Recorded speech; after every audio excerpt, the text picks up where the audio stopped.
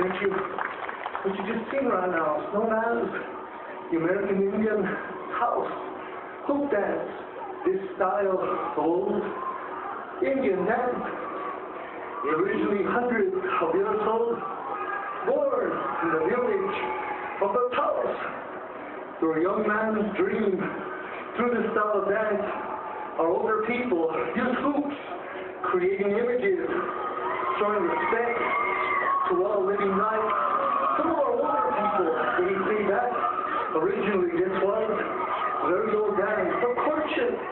The very first hoop used representing being born into the world.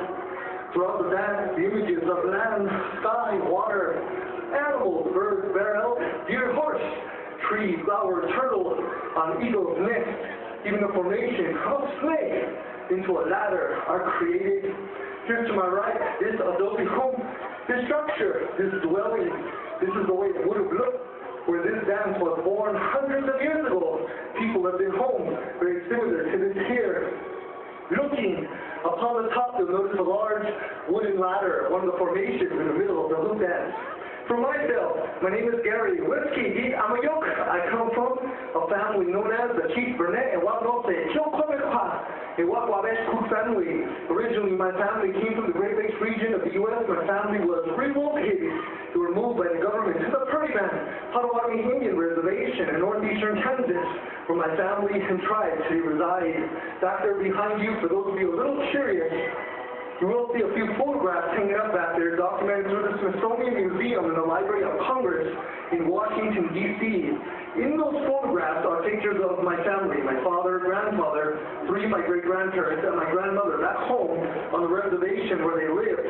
My grandparents, every single one of them were very well noted and documented chiefs in American history during the shaping of the United States. That's the reason why so many photographs were taken of them by anthropologists into the 20th century of the biological great-grandson, one of the last principal chiefs and holy men documented in our tribe and through the museum. You have the man pictured in the very center. What does that mean today in this modern day? As I tell everyone in every one of our shows, it doesn't mean anything. I'm not a chief. I'm not a holy man. I am nothing like my relatives in those photographs. I'd simply be lying to all of you if I tried to pretend that I was living a lifestyle like my relatives in those photographs. The reality for myself today, most true-blooded American Indian, is just like yours. Like American citizens dealing with the same realities of life, no different than anybody else. The only way we can truly be connected to our families and our people, to our language, prayer, song, and dance. For a small moment in a day, we look at the world, we are old ones did, inviting all of you, the beautiful cultures from the world, and we have friendship, harmony, and healing. Being Indian is not about how many feathers I can stick on my head.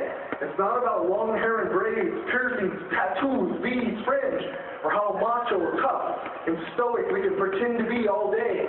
Our old people say to be a true native person was a human being centering himself in the world and universe around him. The American Indian believes that as human beings we do not have all the answers to the world, and maybe we're not even supposed to. But as simple humans, they looked at trees, water, wind, fire, the stars in the sky, plants and animals.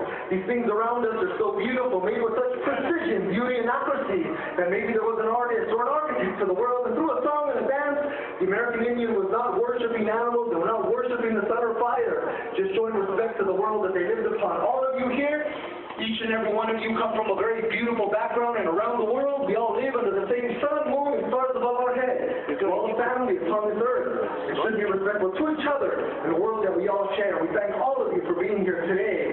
Before you leave, we do have 3 native shops in the United States.